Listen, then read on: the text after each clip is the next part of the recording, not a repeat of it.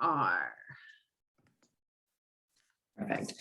Thank you, everybody, for coming to joining us for Tech Tools to Work Smarter and Not Harder with Ms. Elisa Wern. We do, with a few housekeeping tips, we ask that you turn off your video and mute your mics during the presentation until we get to a question and answer session at the end. If you would like to use captions, we do have them enabled if you click on the bottom of the screen. If you have any questions during the presentation, please put them into the chat and the speaker will get to them at the end of the presentation. This meeting will end on time, so please be aware that if the speaker is still talking, they may be cut off, so the next session may begin on time. Now we would like to welcome Ms. Wern and hope you have a great learning experience. That's a goal. We're going to go for great and least amount of technical issues possible. So let me go ahead and share my screen, and I'm going to try to move my bar. Okay. All right. I have the chat up. I have the participants up. Hopefully you are seeing my screen. And for some reason, I lost all my participants' video. It's all good. I can absolutely fly without seeing folks. So as she said, my name is Elisa Wern, and we are here because we are going to try to talk through some of the tools that could help you be more efficient in the work you do. So I put, as I said, as you guys were coming in, the link is in the chat box. I will paste it one more time just so that if you guys came in afterwards, you can still get access to it. It is also in the Google Docs link that Mike shared in the opening that is along with the schedule. So let's jump in. This is me. I'm an OT. I work in Gainesville, Florida, and I am a dog mom. If you hear that barking pup, that is that sweet Lexi girl that's on the screen. And this is my social media and how to find me. I won't spend time reading the disclosures, none of which are really applicable to today.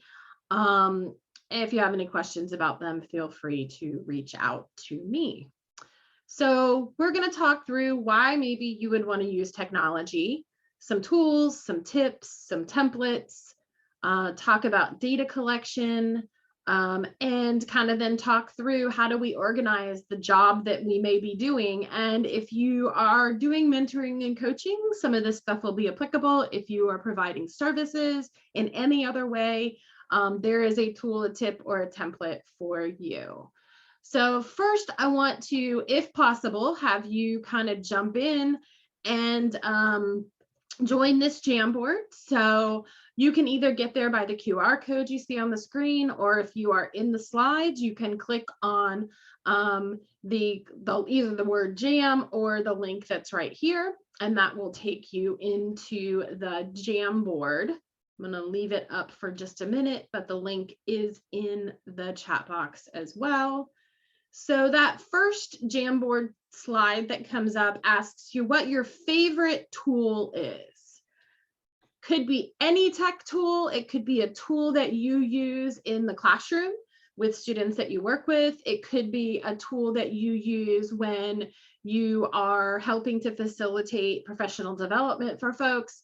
I see people, everybody's favorite, Google Keep is dropping in. You can use the text box tool. You could come and get a sticky note and put in, I love, I'm going to put this one in because it's the one I just talked about. So you could use the sticky note tool or the text tool. We see Snap Type. I love that one. Read and Write. Otter is a great tool. Co-Writer is a great tool. Google Keep. Google as a whole. Bublup. I don't know Bublup, so you'll have to put that in the chat box and tell us more about that. Natural Reader, Cami, speech extension, Google Live Transcribe, tons and tons of favorite tools, right? And I think what's important about this is that helper birds getting a mention. I love that tool as well. I think it's important to know that there are so many tools out there, right? There are a ton of tools. And in order for us to kind of pare down, when does it make sense to use A, B, or C?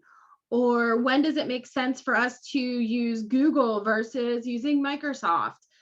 Use Cami versus Snap and Read. There are so many tools out there that can help both our students do their job better as being students, have young adults and adults in the community do their work and their life better. And then also us as workers to be more efficient, right? If you have something that needs to be translated, how do you go in and translate it so that you could make something available in Spanish to somebody? Seeing an AI pop up, that's an awesome tool as well. So the next question I want to ask on slide 2 or Jam 2, frame 2 is, what are the things right now that you would consider to be time sucks? What are the things, the tasks or the pieces of your role, whether that's as a teacher or a facilitator, what are the things that take you forever to do? What are the things you find yourself doing over and over again? So if you want to use those arrows at the top of your Jamboard screen to go to Jam number 2, I see a bunch of you moving that way. That's great. Come on over to this black backgrounded one and grab a sticky note and tell us, what are some of the things that you spend a lot of time doing? Or where do you spend your day in terms of the tasks that you're doing? What do you spend a lot of time on? I have one I'm gonna put in there. Yeah, I see. I spend a lot of time on emails. I don't know about you guys, but that's answering emails. Yep. Tech difficulties, trying to problem solve those, whether it's for yourself or it's for somebody else. Answering emails, reviewing or retraining things that you maybe have gotten the word out and that either teachers have left or, you know, you've had to retrain because it's been a year. High quality reports in the details too. Yep, absolutely. Creating how-to videos. That takes time. It's a great strategy, but it does take some time to do that. Writing reports, creating or searching for alternate formats. Yep. Data entry. That's a huge time suck. I know. Trying to get the data in the right spot. Convincing admin that AT is required and important. Absolutely. Getting captioning done. Tracking district iPads. Pushing out those apps. Researching options. Right? So if we are doing our role, our job, right, whether that's, you know, supporting inclusion out there or being able to support kids in classrooms, these are all things that kind of suck time away from us being able to be in classrooms supporting students, right? Updating software apps. All right, perfect. We got a lot of time sucks. My hope is that you walk away with at least one tool that helps with some of these time sucks. All right, I'm going to jump back to the slides presentation now and talk through kind of when we're working with staff or people. I love this kind of stakeholder imaging of, you know, sometimes our job is just to give them information. Sometimes we're there to consult and get feedback and talk through problems. Sometimes we really want to involve those stakeholders, the students, the staff, in trying to, you know, get them to be taking ownership of things. At some point, you hope your interactions get to collaboration so that you're working with those people you're working with, and that they're taking a role in making decisions about what tool or what solution would work best. And the end goal for any person using technology supports is that they feel empowered, right? So that they know, I've got tool A, B, and C that I could use, and I get to pick which one makes the most sense, right? So when we think about tools that then could help meet the need, I'm going to start at the bottom and work my way up. You know, sometimes if we're wanting to just inform people, it's about getting the word out, building an on-demand resource, like somebody mentioned, making videos or supports that are just building general awareness. Why is assistive technology good, right? Sometimes it's about that beginning consultation when you're trying to work with a new team and trying to get information from them about what's the problem, what's the important thing that we're going to try to tackle. Sometimes you want to really start involving them, getting input from all those team members, including their family members. Sometimes as you're wanting to collaborate with them, you're wanting to work together so that you're sharing data and information about all the things that you're trying or using. And again, that last piece is that hopefully you're getting to the stage where you can empower them and have them help share successes, right? Hopefully these are pieces of what you're doing, whether you're a classroom teacher or you're an AT facilitator, right? So, all right, stop, collaborate and listen. I always love to bring back a little bit of the past, right? When we're stopping and collaborating, I want to think about how are we doing that, right? So are we kind of hanging out and working in our own circles like that picture on the left? Are we starting to kind of intersect with the user that we're collaborating with or with somebody who is involved with that user? The end goal is that we're kind of that picture on the right where we're kind of intertwined with the team and the user, and we're all kind of together in how we're making a solution or a tool available to them to help them.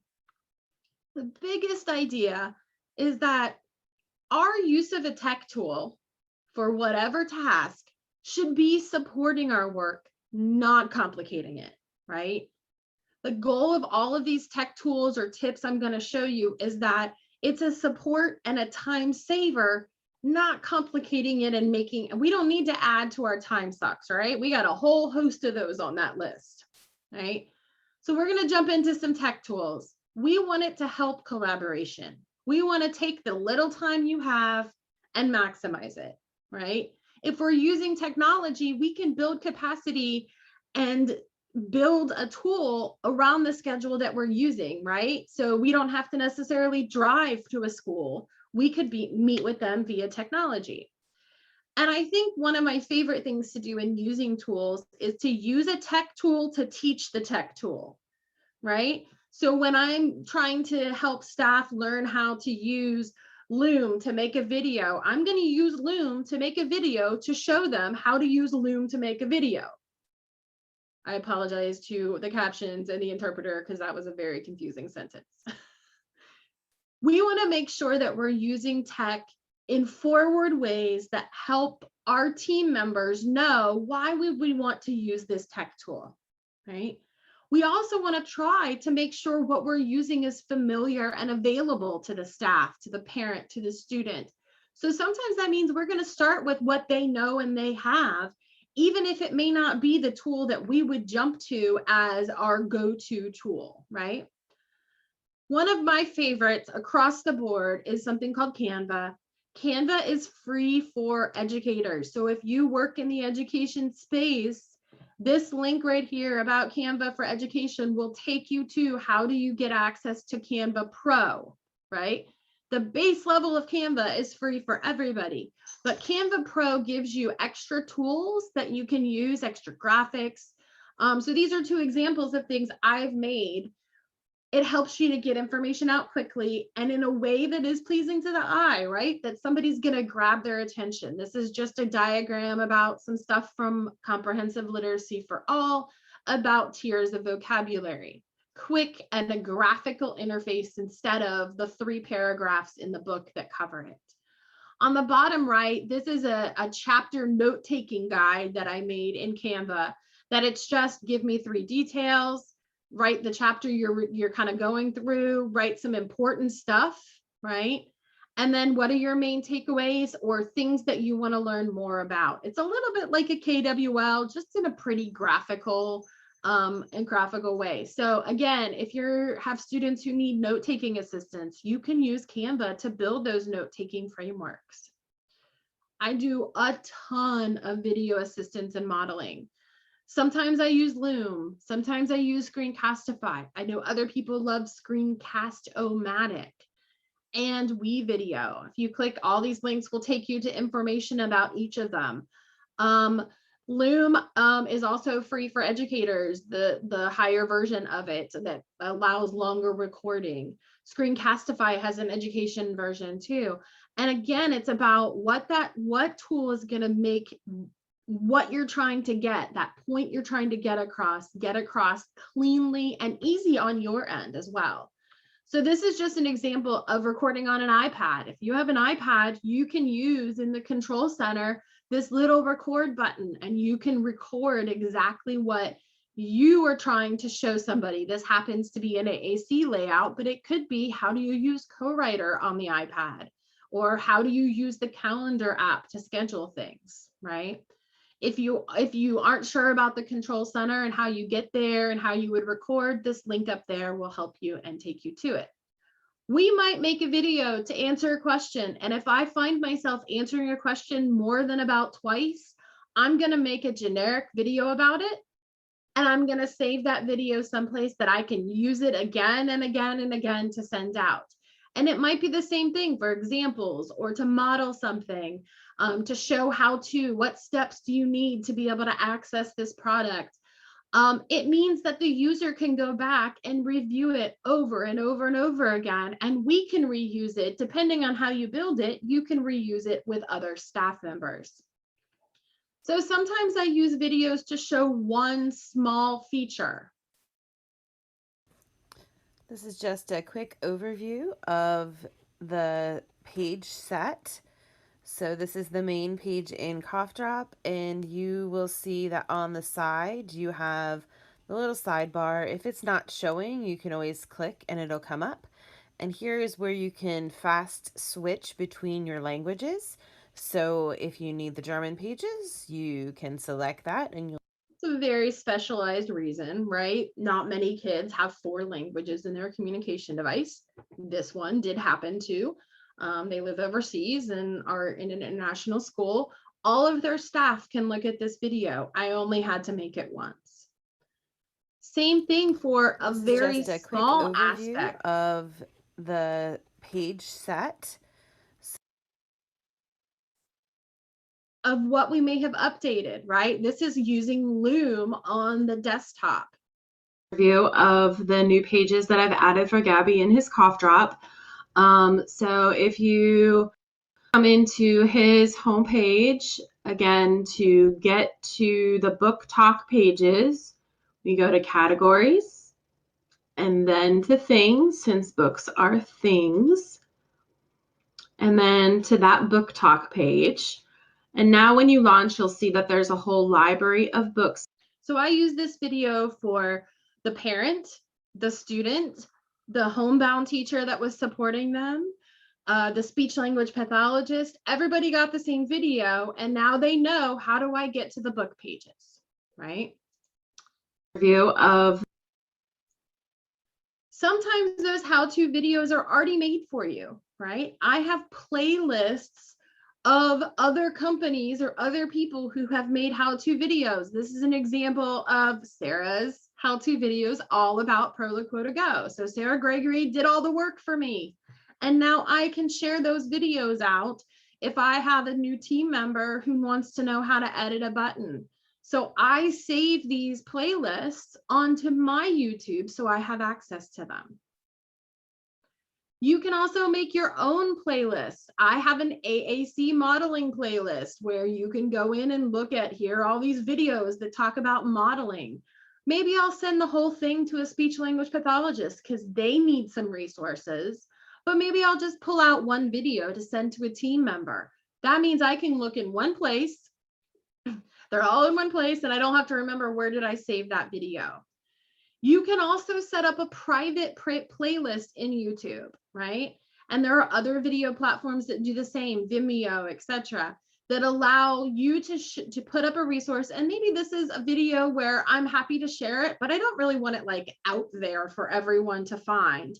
This YouTube video talks about how do you make a private playlist? What settings do you need to change? And then this link is the YouTube help about how could you make a private playlist that shows student A how to do all these things, but it's accessible in YouTube.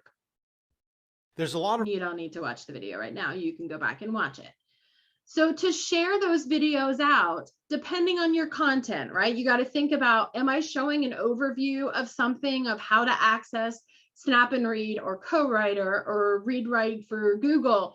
And it's not really anything that involves a specific student, right? You could share it, you know, on YouTube, and there's not a privacy issue or a HIPAA issue, right? Or HIPAA or FERPA issue.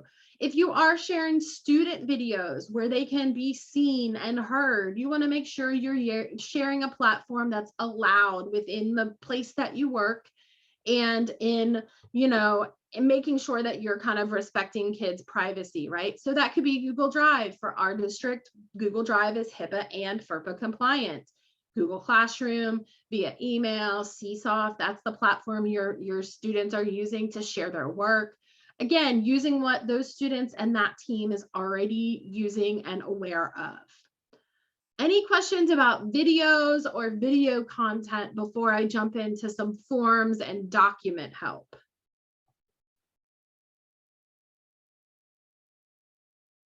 I know it's a lot. Tossing a lot of resources at you. And I did it intentionally so you can go back and take a look at these resources and dive deeper. I don't expect, you know, to have all the content and you be able to just jump on in. I use Google Forms for so much, right? Sometimes it's for referral, my referral process, and there's a video of that in a couple of slides. Sometimes I use it to get team input before an evaluation, or we've decided they're going to get an AAC device, but I need to know what personal core, what important words are there. Stacy's sharing she made a Google site, right? Yeah, did the work, don't have to recreate that work over and over again, can share the link. And thank you for sharing that link in the chat box.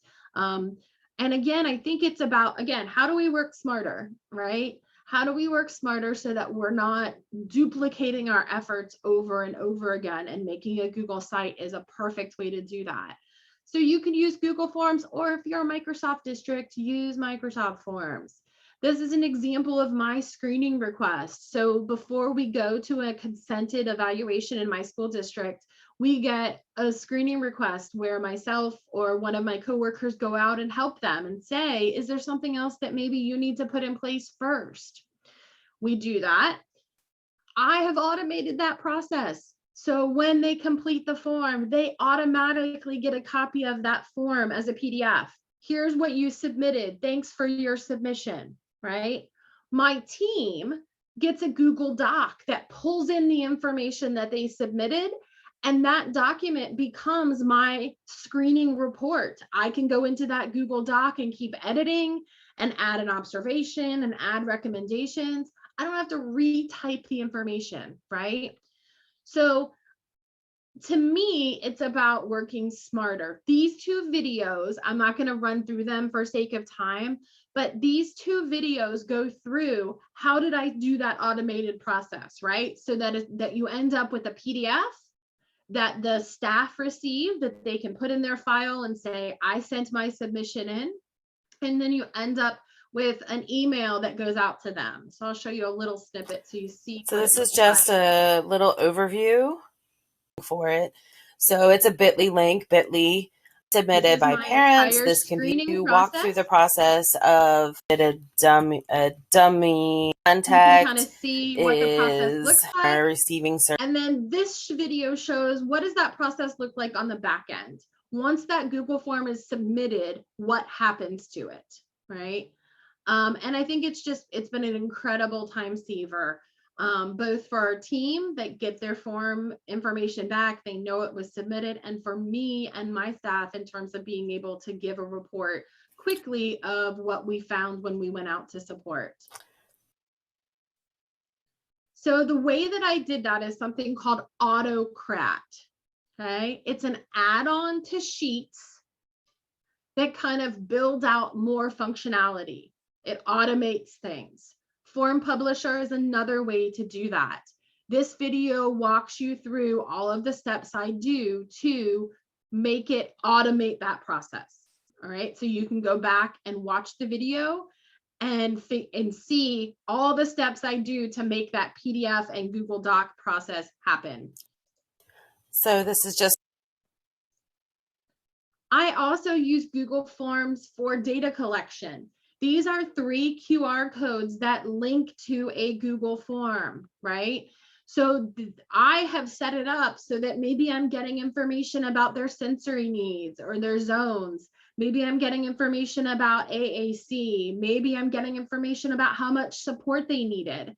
My staff can go and quickly scan that QR code and get the Google form with the information they need to report. In this image, these images, I used clip art, but I have some where I have a photo release for that student's picture. And so if it's the AAC data collection for John Smith's picture can go right here so that when the teacher's going to try to put the form in that says, how did we use this device today? They know which form is which. You can put their name, you could do other things, but I have used pictures just to kind of help us know which form is whose. This is a link to the template that I use when I'm wanting to program a device for students, right? You can click this and it will open up a template in your Google Docs and in a form, but it goes through the whole process of what do they like to do? What do they dislike? What would they maybe be doing as a familiar routine, right? Who are the pictures of people, right? And how am I going to get them, right? Are you going to send them to me? Or, oh, I haven't taken any, but I will take them and email them. Or no, I need some help to get that going because I don't have pictures taken already. So you have access to this form to use as a template. I do the same for gathering information. Let's say that the teacher's super busy and they don't have time to go do a Google form every time they want something added. This is just a Google Doc that opens and allows them to either print a hard copy or use it as a Google Doc. And it's just, what do we want added? Where do we think we might want it? Why do we need this word or thing added? And then a place for whoever's doing things to update the status. Again, it's all about streamlining the processes. Depending on the support they're using for communication, if it's cough drop, I could go in and add these things manually from where I'm sitting and it will automatically sync to their device. So I don't have to go to the school and do anything. And I could update it, updated the picture in cough drop, you're good to go. Done. The teacher knows it's been taken care of, right? This is a collaborative Google Doc. Remember when we were talking about that ladder? And as I start collaborating with students, I make sure I've got a Google Doc in one place, right? So this is a collaborative doc that I made as a template from the thing I use in my district all the time that goes through and says, who's on the team? What is their tech setup, right? What are they currently using? Here's some help docs for what they're currently using. What do we need to know about the past? And then anytime anybody does anything, we go in and we add information here. Here's a page I updated. And then it gives a space for anybody else who has access to it, a parent to go in and say, hey, we used this over the weekend when we went to Disney. And she was able to tell the princess that, her name is this. This helps us to all be on the same page collaboratively as we work for that student. And again, the template is there for you to use. Any questions about kind of forms use?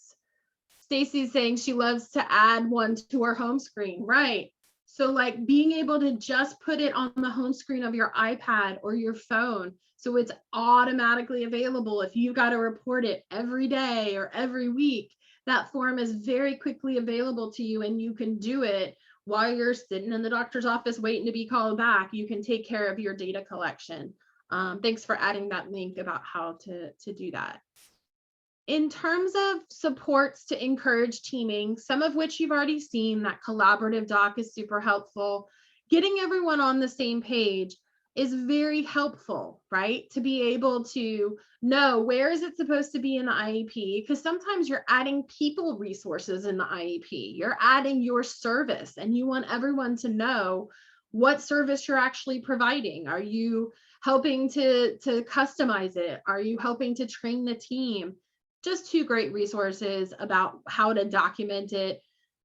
This is a template I use. I made it in Canva about training a team about where these are the top 5 things we're really working on for student A. This is an example of Joe, right? We really want him to work on his communication and writing using that device. He really wants to work on using technology to play games. We want to make sure he's using his hands more, especially for a leisure activity. And we want to make sure he's got access to his education. Again, when I'm doing training resources, I want to make it as clear and transparent to the team. What are our priorities here for the team? What's important? And I like the star because it's a great graphic and it gives me 5 points of priorities. This is a fillable PDF you can download. If anybody is in Canva and wants the Canva template, they can email me and I'm happy to share the Canva template. We use digital portfolios, not as many as I should in our district, but I try to start when that student first comes in and I know they're going to be a kid with complex needs, to start building a digital portfolio, starting early and sharing resources and capturing things often about what they're using. Sometimes I save things. I'm not even super sure it meets portfolio like that I would need it forever, but I save it in a Google Drive. I add the students into that Google Drive as they get older so they can save their work there. And it gives us the ability to share things like that Google Doc, but share documents with maybe a private SLP or a private OT and the school team. And ultimately, it builds a digital portfolio for a student that some of our students take and use as they're building a digital resume. Here's all my work samples. Here's the coding I was able to do. Here's how I do my writing so that when I go have to advocate to Voc Rehab, I have information about how I do my writing. So digital portfolios are very powerful in that regard.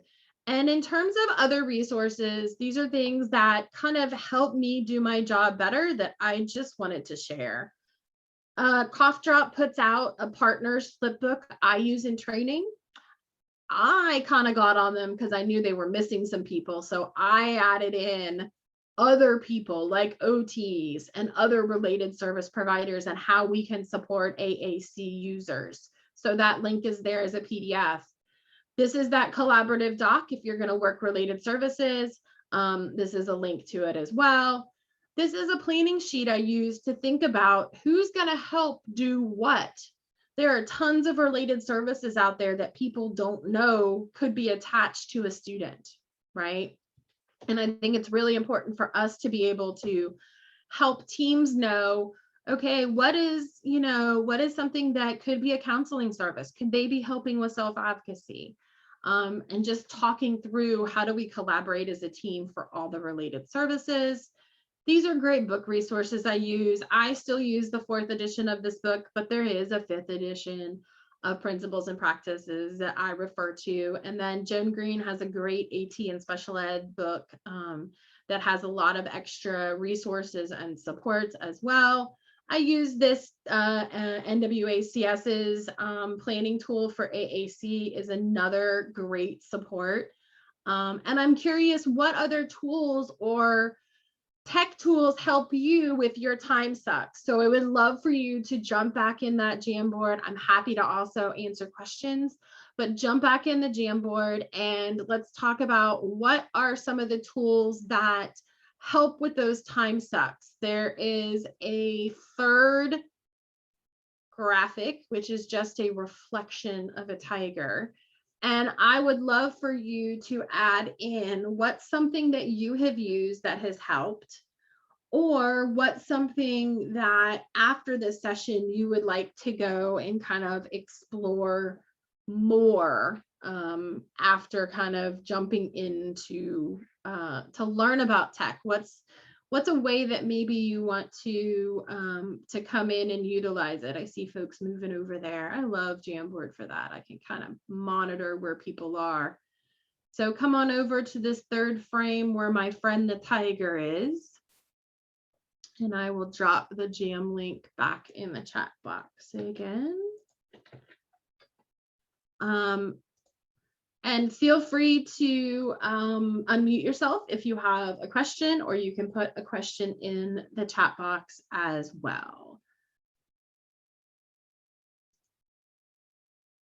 Autocrat and form publishers. Yeah, I think if you're already using Google Forms, it's a great next step to kind of explore what other things could I do that maybe I need to do automatically. I need to do, and I'm doing it by hand now, that could be done automatically. Creating the PDF from Google Forms. Yep, either Autocrat or Form Publisher can help. You use Descript to record your screen because it has that caption editor and generator. Yep, I think that's super important to keep in mind. And anything that's a huge time saver is amazing. Yeah, when you create videos on an iPad, you can either use a mouse or you can use the little assistive touch button that's in assistive technology tools. And that way people can follow your taps. You want to jump into Forms Publisher, that's awesome. Yeah, you're using a ton of videos, and I do find I get lots of positive feedback for people that are able to go back and review it over and over again. Julie in the chat, is there anything like Jamboard for Microsoft? So Microsoft does have a whiteboard tool. I would encourage you to, I'm going to probably re-record the first session I just did on whiteboard.chat. I would encourage you to check whiteboard.chat out. Microsoft Whiteboard is coming along, and if you are a Microsoft district, I would encourage you to check out Microsoft Whiteboard, because if you're already used to working in that environment, it might be something to look at. But whiteboard.chat is a Microsoft partner, so if you're a Microsoft school, they might be more willing to let you use whiteboard.chat. And I have a couple of videos on it already, but I also, the session right before this, talked through whiteboard.chat if you want to check that out. Lots of people wanting to do automated forms. Yeah. I definitely, to me, that's been a huge time saver. In the adult service world, it's really important because of staff turnover and schedules. Yeah, having instructions on activities and tech use ready to go. And that could be a PDF that you make your instructions in Canva and make it pretty and kind of draw somebody's eye to it, or schedules, or you make a video. Nobody has time to recreate the wheel. So I think being able to work smarter and not crazier or harder.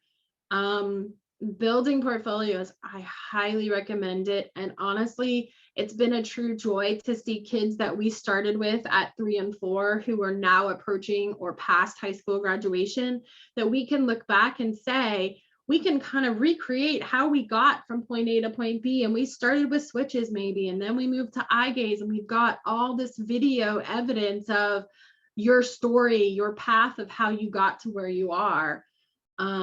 I do think building portfolios in the structure you're using, right? So if you already use Microsoft products, use Microsoft OneDrive to make a portfolio, share and save resources there. If you're in the Google sphere, use Google Drive.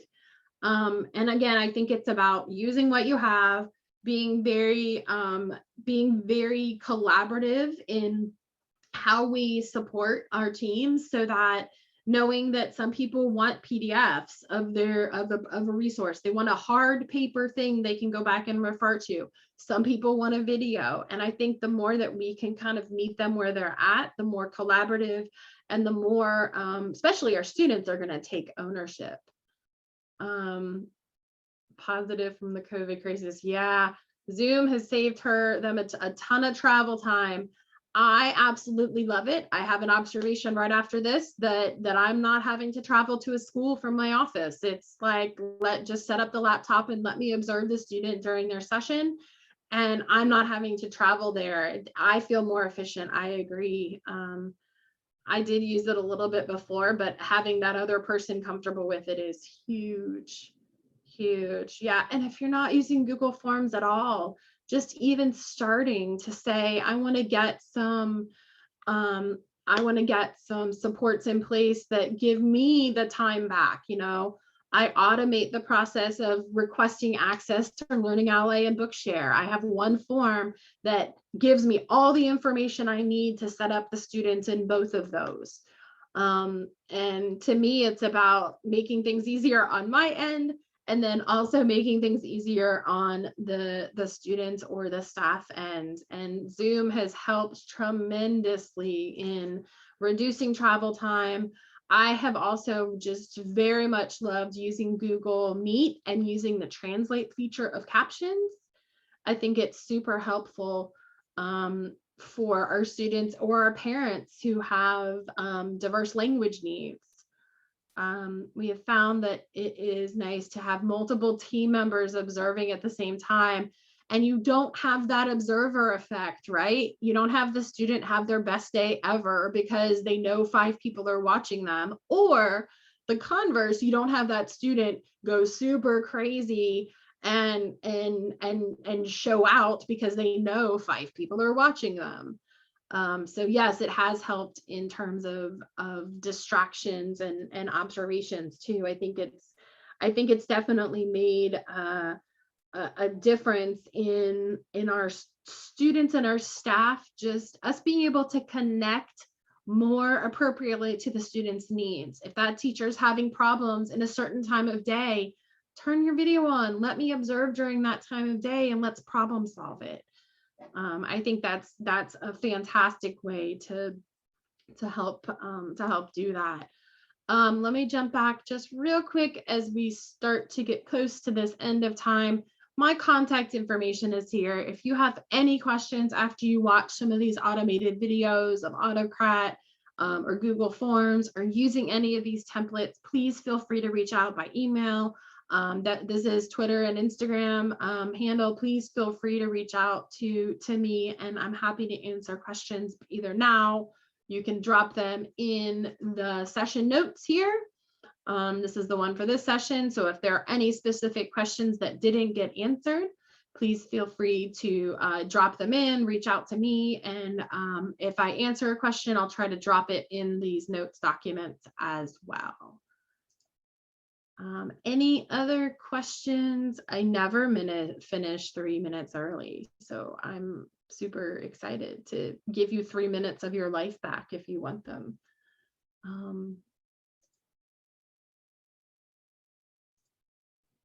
Any questions?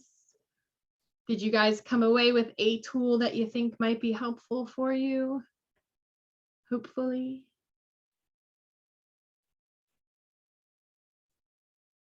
I do not see any questions coming up on chat yet. Perfect. I'm glad to hear it was helpful. And again, nobody has time to do extraneous work. Even if you have tons of time, nobody has time. And so being able to jump in and pick one thing and try it. And I think that's the easiest way to figure out what's going to work for you, what's going to work for your staff, what's going to work for the situations that you're in. And I'm going to try in the way that I set my screen up to figure out how I can now stop sharing my screen. There we go. And thank you to the ASL interpreter. I apologize. Some of my tech talk and my talking as a whole is fast.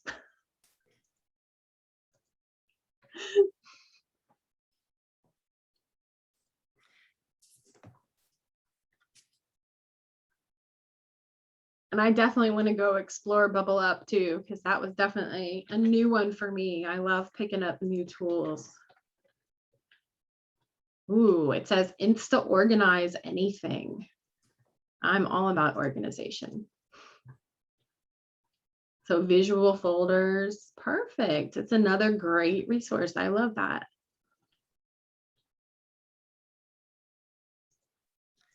If there are no other questions, thank you so much for being here and sharing your wisdom and this information with us. It's been immensely helpful for everybody in this session. Perfect. Happy to do it. I hope you guys have a great rest of the conference. I'm going to jump in and out between other duties, but it looks like a fantastic lineup of lots of learning. I have a feeling your brain's going to be super full by the end of every day. Thank you so much. Sure. Have a great day, guys.